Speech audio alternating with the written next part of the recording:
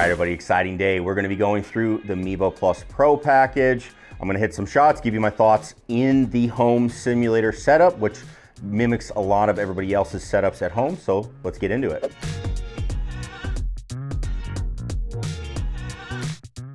All right, so first thing we gotta do here, we've got the Mevo Plus Pro package coming up. So this is a upgrade. Again, this is not the Fusion tracking. Fusion tracking was included for everybody. If you did the firmware update to 0.20 and you did the FS Golf update, you should already be good with Fusion tracking, and that's already going. Again, that's not going to be major upgrades or anything, just kind of cleans up some things for you, makes it just run a little better. But again, it's not going to be groundbreaking, I think, for a lot of people, other than just kind of cleaning up how it runs. This Pro package, which is the upgrade that you can purchase, which if you're interested in it, you can click the link down below. That does help out the channel if you use that link. But we'll go over it here first because I know a lot of people have questions about it, seeing if it's worth it for them to do it. So what are you getting with the Pro package? The Pro package is upgraded numbers. You're gonna get more data numbers, all right, for your Mevo Plus. And most of those numbers are going to end up being a lot of club numbers, right? So club path, horizontal swing plane, vertical swing plane, face to target, face to path, things like that. And we will be going over a lot of those in future videos. But today I just wanted to give you a look at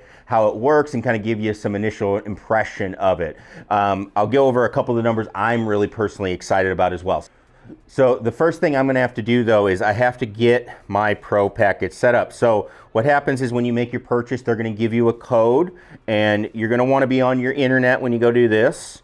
You're gonna go into the FS Golf app. Again, with the latest update, some of the things you might have noticed is in the settings for the device, there are some new little buttons. One of them says you can register that.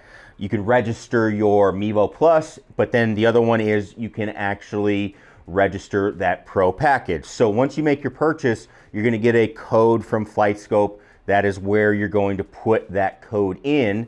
So that's what I'm going to be doing right now. So very simple, let's get it in, and we'll go from there. So we're working our way through. So it wants you to connect to the device. One of the things is it's going to ask you to connect back and forth between your internet and the device. That makes sense as you're going. So you can see I had to go from the device into the internet. Now it's activating. And then we're going to bounce back to the device. So it tells you everything you've got to do as you're going. So here we go. I'm back to the device, back on it, and we complete it. Okay, activation is successful. So it's as simple as that. Again, you just got to bounce back and forth between your Wi-Fi and the device, but we are now ready to go. So I'm excited. Let's get testing this out. All right, one little note that I want to make sure that I address here. Okay, so having used some of the other launch monitors, the higher end launch monitors, for people that haven't gotten some of these numbers, one of the first things you're going to want to make sure that you do is make sure you're measuring off your device. So one of the numbers I'm really excited about is low point. Now, just think about this for an example. The distance you tell Flightscope that ball is from your device, that is where it's looking for you to be making contact with. And that number, low point, for example, is measured in inches. So if you're moving the ball around an inch or two, it's going to have a great impact on where the device is thinking you are hitting that golf ball at. So just keep that in mind as you're going through. This is going to require an accurate setup. So please, if you're looking at those numbers, make sure you have that set up. I keep a tape measure right there, and I will check it. Even if I think it's good, I will check it, especially if I want to make sure that I'm getting an accurate read, okay? So I wanted to bring that up. But now what we're going to do is I'm going to hit some 7-irons, and then we're going to take a look at the data.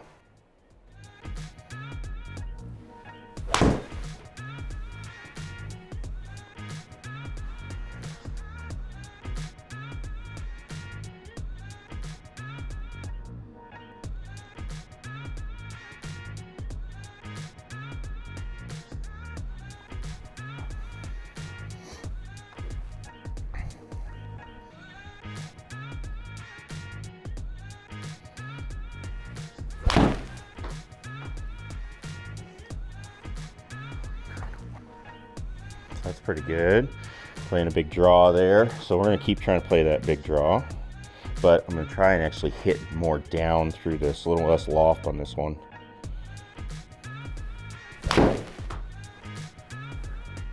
That's definitely hooking. Low point moves forward, so that means angle of attack should be down as we go. So you can see that one, the angle of attack goes down. Low point is moving forward. Face to target, I pulled it, yeah. Horizontal plane, that is your horizontal plane is basically looking at like a paper. This is how I think about it. If you like had it flat, what would that direction be? So you can see that's 4.3 right. I'm hitting down on the ball, so that's gonna actually add more a little bit to the club path to the right. So, cool, let's hit a fade.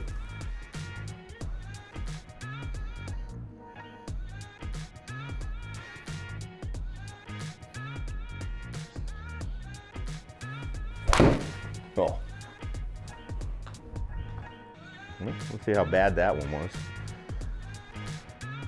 Club path. 5-3 left, yep.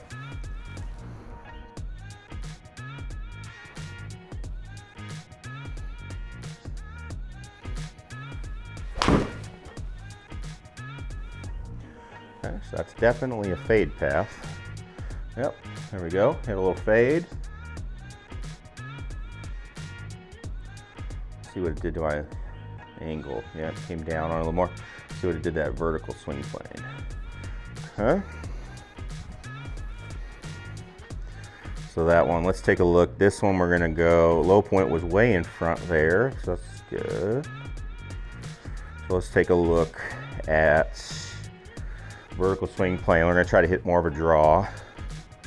Again, more of this draw shape. Okay, definitely drawing. So let's see what happens to that vertical swing plane. See how it dropped 3 degrees? That's something I was looking at. Seeing if we can do that. To get more of that. I want my hands coming in lower to that golf ball. So that's something I've been working on. Now I didn't crush that ball, but angle attack's 1.6. So we should see low point be in front. 1.3 inches. We're hitting irons, so that should be the case. That one felt pretty good. Now that's the one I really would like to hit a lot. Club path about 2.7 right, face to target 2 to the right, so that ball's barely starting right, and it's definitely gonna be drawing. So that's good. I like low point in front, means my angle of attack was down a little. Pretty sweet. Getting some good numbers. And 160 carry, kind of about right for me at this moment, unfortunately. And then we'll check dynamic loft. I'd like to check that a little bit. That's a pretty cool number as we go. We'll go a lot more into these, but really, really cool stuff. All right, so there you go. We saw some of those shots. Let's take a look at those numbers now and just kind of go over. Again, biggest thing I'm looking for is, one, do they make sense? So as we were hitting those shots, I think you could hear, I was pretty impressed with how it was reading numbers. It all seemed to make sense as we were going through. Now, as we look at now the data here on the table. So I hit all 7 irons just to keep this simple. But you can see now as we're going through, a couple of things you're going to see now is you're going to see your club path now as a number. Now, club path is a 3D number. So that's a number that includes, it's going to factor in your angle of attack. So let's give you an example of that. We'll go to swing H, swing horizontal, which is going to be a little bit different, but let's show you an example of how this works. So you can see my swing horizontal 0.5 left. The way I think about it, which might be how some people might say it differently, is I just think about it as if you had like a piece of paper look at your swing path, you know, just on the ground basically. So there's my swing horizontal 0.5 left, but when we go over to the angle of attack, I'm hitting down at the golf ball. So because I have that downward angle, that's going to make that golf ball or that swing or that club path, I should say, travel a little bit more out to that rightward direction. So that's just an example of that as you go. That's why a lot of people have a hard time with slicing the driver. They're moving that ball position up forward, plus they're hitting up on the ball. That makes it harder to swing out and hit a draw with a driver. So that's something you'll see. But yeah, let's go through it. So the numbers I'm really excited about are club path. You know, you can see as I go through my numbers, I am trying to get, and you can see my club path 0.42 right, by the way, on that. But you could see I am trying to get my club path a little bit more out to the right.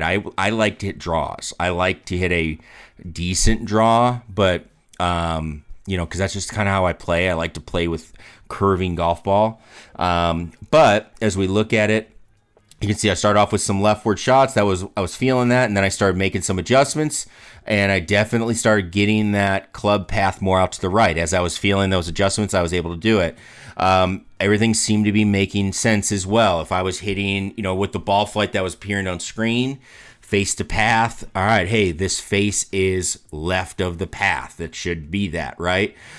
Face to target also was making sense. It's just nice to have some of these things and really just dive deeper into all of your numbers. And so that's why this is exciting as you go. The other thing, we talked a little bit about that in the session, was vertical swing plane. That's a big one for me because I tend to hit the ball on the toe. And so what happens for me is I come in with those hands too high, the shaft is standing more straight up, and this one I see a lot of people do, and that makes the club head move in, so you're actually going to get more toe strikes. You're also going to tend to get more fadey looking shots as well as you go.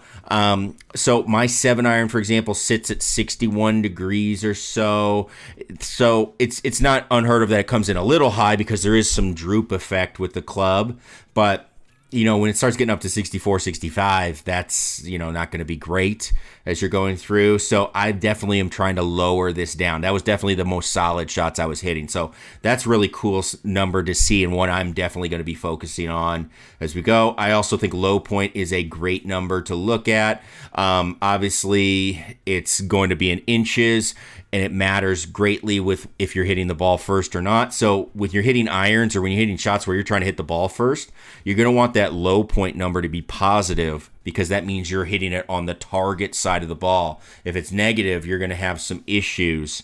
You can get away with it slightly, but you know what happens is you're flirting with danger is basically what it comes down to. Maybe on a mat, I'm getting away with it, but when I go outside, I'm not going to get away with that. With that contact. So that's something that we wouldn't want to look at. Okay. So, again, as far as everything else, looks really good. I'm going to be going a little bit more in depth in all of these numbers. We got more features coming in a couple weeks as well. So that's exciting. And then obviously we're waiting on E6 to do some upgrading as they go. But, you know, really, really good stuff. Another thing you'll kind of see here is your angle of attack. That actually is the opposite of whatever your low point is. So if I have a negative angle of attack, I should go over here and see a positive low point. That's something you should see just because you're hitting down and getting beyond the ball. That's typically what you're going to see, just FYI. But yeah, anyway, that's just a quick look at it. Again, my thing is, are we getting the reads? I was happy with it at the show. I was really excited. So taking it into the indoor environment, are we just getting the same thing? Is it making sense? And so far, I mean, that's what we're looking for is the club data and being able to dial it in and know exactly what we're working on as we're going forward. So less guessing, more just knowing it and knowing what to work on. You can set some data parameters and go from there. So really, really cool stuff. And yeah, if you have questions, please leave those comments down below. If you're interested in purchasing it, remember that link down below does help out the channel. You can get it from Flightscope and get your package and get going.